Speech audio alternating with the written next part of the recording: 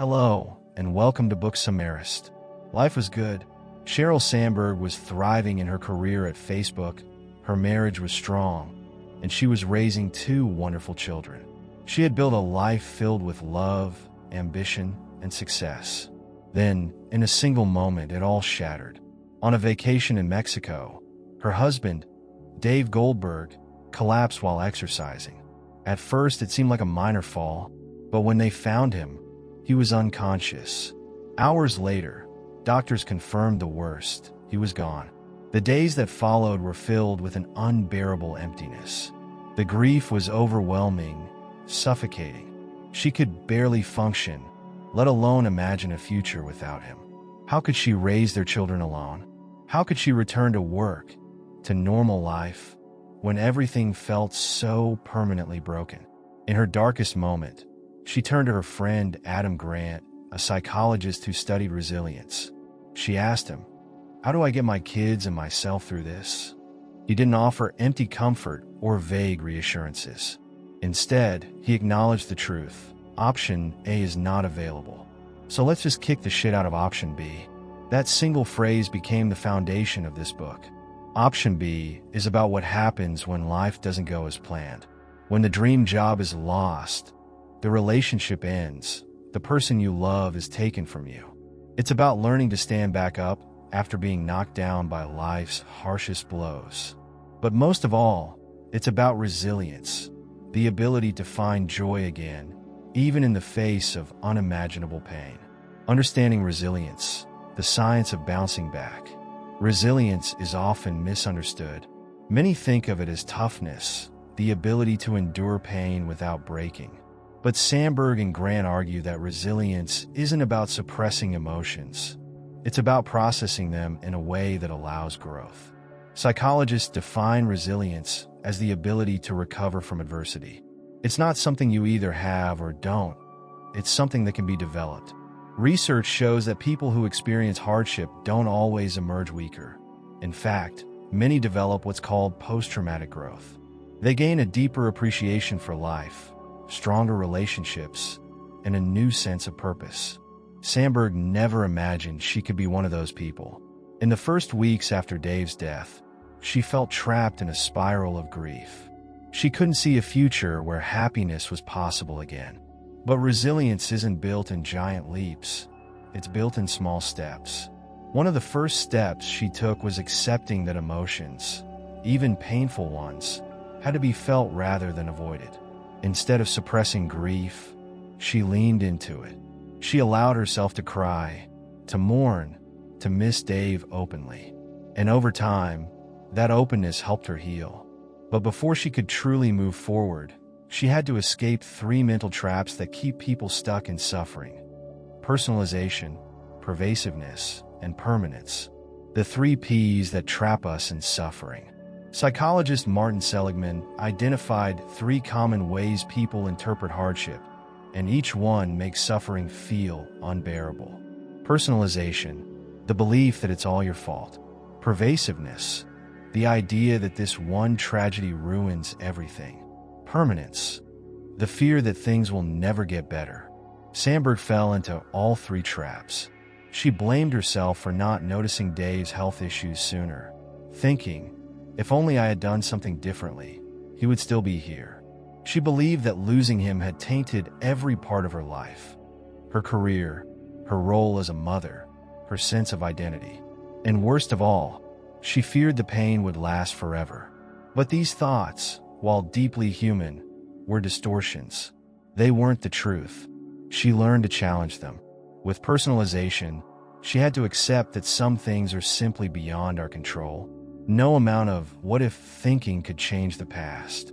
With pervasiveness, she began noticing that not everything was lost. Her children still laughed, friends still supported her, and love still existed in her life. And with permanence, she found hope in the stories of others who had healed from loss. Time alone wouldn't heal her, but the choices she made would. How to build resilience. Practical strategies for recovery. Resilience isn't just an abstract idea. It's something we can actively develop. One of the most powerful exercises Sandberg practiced was the 3 good things technique. Every night, she forced herself to write down 3 small positives from the day. At first, it was difficult. Some nights, all she could write was, "I made it through another day." But over time, this practice rewired her brain to notice the good. She also embraced self-compassion. Grief can come with guilt for not doing enough, for moving forward, even for moments of happiness. But self-compassion means treating yourself with the kindness you would offer a friend. When she struggled, she asked herself, if a friend were going through this, what would I say to them? That shift helped her be gentler with herself. Another key lesson was the power of gratitude. It might seem impossible to feel grateful in the midst of suffering, but gratitude doesn't mean ignoring pain. It means appreciating what's still here.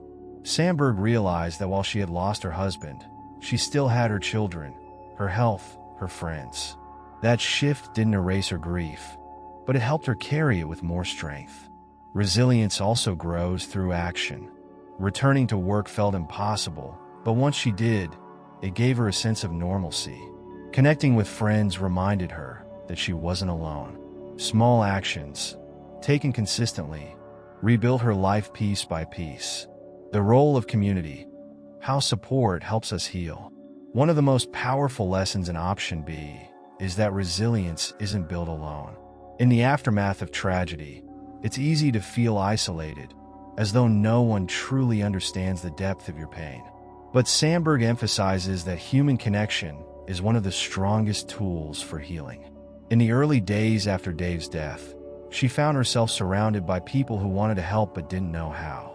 Some friends awkwardly avoided the topic of loss, fearing they might say the wrong thing. Others disappeared entirely, unsure of how to be present in her grief. But then there were the friends who showed up, not just in the first few days, but in the long weeks and months that followed. Her friend Phil Deutsch was one of them. After the funeral, he didn't just offer vague reassurances. Instead, he said, "I'll pick you up for work on Monday." And then he did. Every morning, he waited outside her house, ensuring she didn't have to face the lonely drive alone. This small but consistent act reminded her that she wasn't abandoned in her pain. Research supports this idea.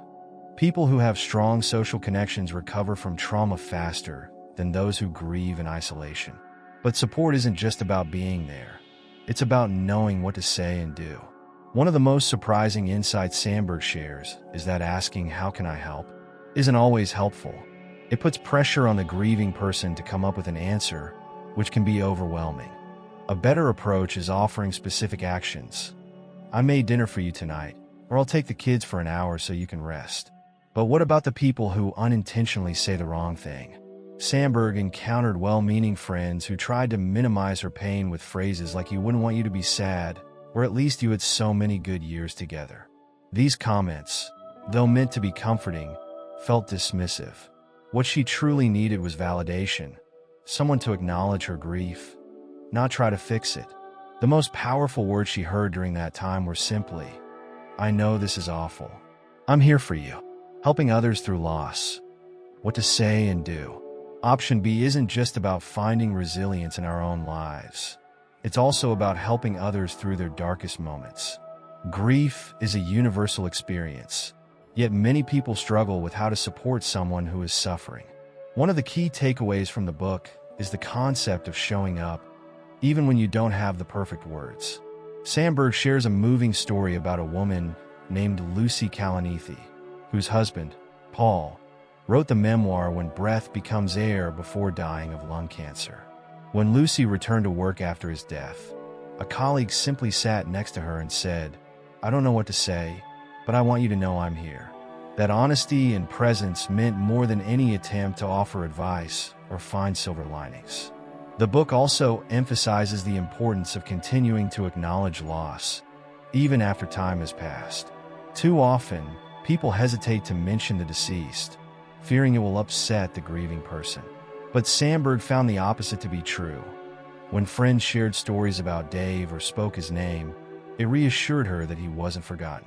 Supporting someone through loss also means giving them permission to grieve in their own way. Some people need to talk about their pain openly, while others prefer distraction. Instead of assuming what someone needs, it's better to ask, Do you want to talk about it? Or do you want a break from thinking about it? But the lessons in option B extend far beyond grief. Resilience is not just for those who have lost a loved one. It's for anyone facing adversity, whether it's job loss, illness, divorce, or failure. Finding joy after tragedy. The balance between grief and happiness. One of the hardest things for Sandberg to accept was that happiness and grief could coexist. In the beginning, she felt guilty for any moment of joy, laughing with her kids, enjoying a conversation. Each instance felt like a betrayal of her loss. But over time, she realized that finding happiness didn't mean she missed Dave any less. This shift in mindset is backed by science. Studies show that people who make a conscious effort to experience joy, even amidst pain, are better able to recover from trauma. This doesn't mean forcing happiness. It means allowing it when it naturally arises. One of the ways Sandberg did this was by creating new rituals with her children. Birthdays and anniversaries, which once brought pain, became opportunities to celebrate Dave's life. They would write letters to him, share memories, and acknowledge his presence rather than avoid it. These moments didn't erase the sadness, but they made room for happiness to exist alongside it. Another key lesson is the power of finding meaning in suffering. Many people who experience loss go on to help others in similar situations.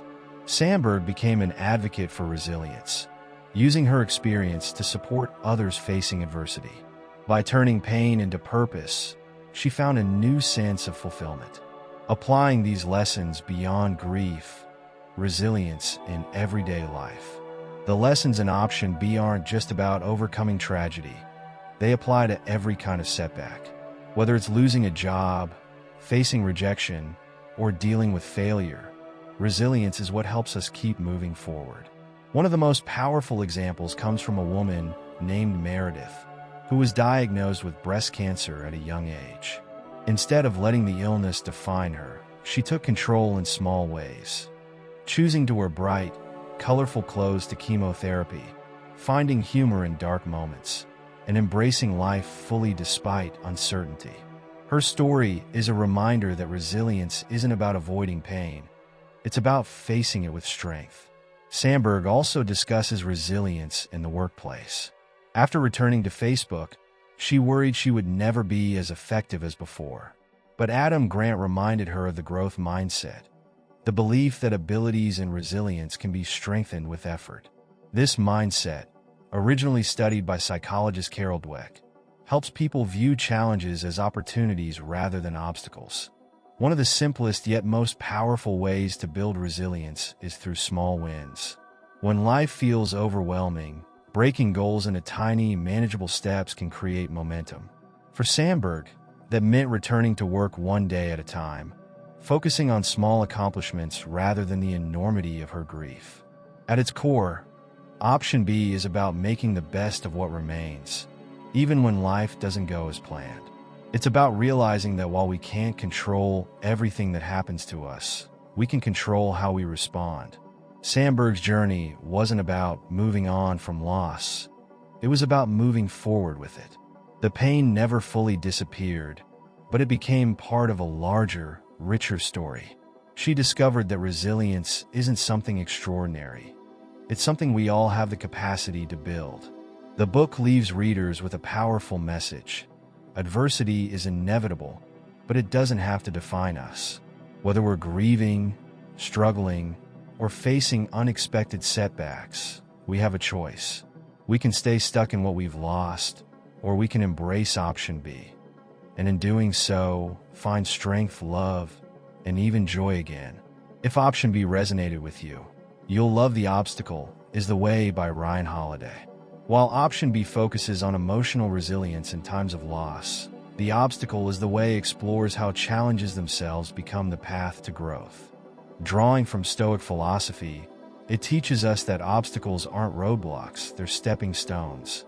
In the next video, we'll break down this powerful philosophy and how it can change the way you approach setbacks. Stay tuned. See you in next video.